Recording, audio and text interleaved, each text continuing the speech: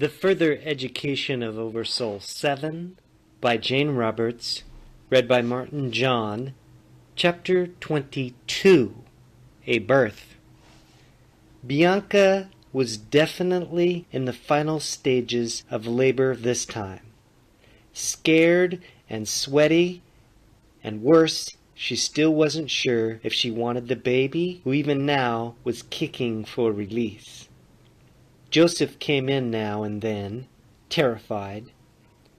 His hefty weight balanced as carefully as he could, so no squeaking floorboards would announce his presence, in which case Bianca's mother would scream and chase him from the room. He could hardly see, anyhow, for the steam from the boiling water that fogged the windows and cleared his sinuses at the same time. He felt frantic. If he'd known that childbirth was so agonizing, he would have left Bianca alone. He squinted his brown eyes with dismay. No, nothing would have kept him away from that lusty body of hers. And in his mind's eye, he saw the two of them in puppy-like embrace, filled with an ecstasy that left him confused and triumphant at once. "Get out!" Miss Hosenthoff screamed. "At least, when you're drunk, you aren't underfoot." "Joseph," cried Bianca, "I'm almost ready." "Out, out!" yelled Miss Hosenthoff. "Arr!" yelled Joseph back. But he lumbered out of the room with one anguished look at Bianca. She'd be small again after the birth, he thought.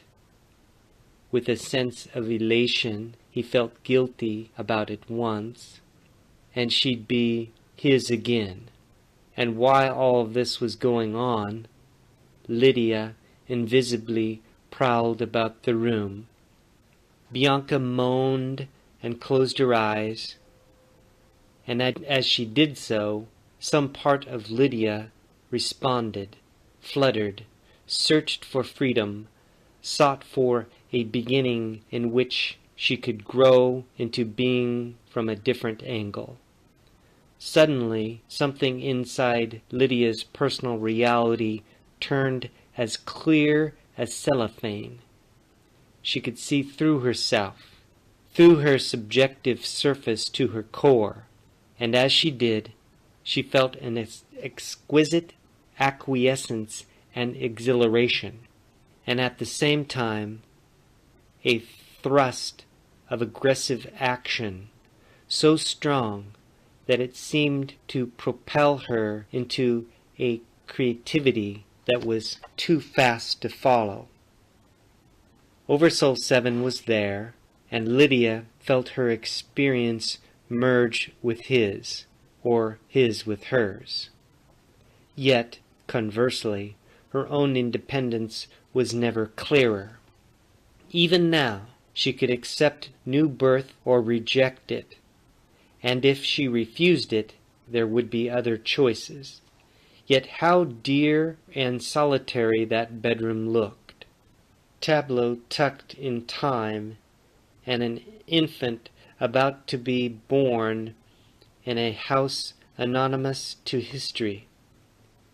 Yet in that birth, or any birth, she suddenly knew that the unknown universe recreated itself into new knowing. "Quick! The boiling water!" Miss Hosenthoff shouted. Bianca was only half conscious. The labor pains felt like worlds cracking in her womb, as if more than a baby wanted out. As if, she gasped, as if a god wanted out. She caught the blasphemy, tried to mutter, "Forgive me, Lord," in response to her training, yet some wildly triumphant knowledge shouted that, yes, a god wanted out. The god was part her, part Joseph, but mostly it was the earth turning into God and God turning into earth all at once. The last rays of sunlight struck at the window pane, one ray leaping through the steamy room, and Lydia felt herself go out into the universe, disperse triumphantly into numberless knowing particles of consciousness, each shaken, cleansed, glowing, and renewed, and coming back together in a new configuration drawn by the shining door that was Bianca's womb, from which, knowing and unknowing, the infant now emerged. Lydia felt herself sifted through the experiences of Bianca and Joseph, woke up inside their molecules so that each of their most unconscious memories were implanted in the infant. She fell through Bianca and Joseph's realities, back through their parents' lives, and back further in dizzying descent, so that in sequences impossible to follow, she touched upon the consciousness and reality of each being ever born.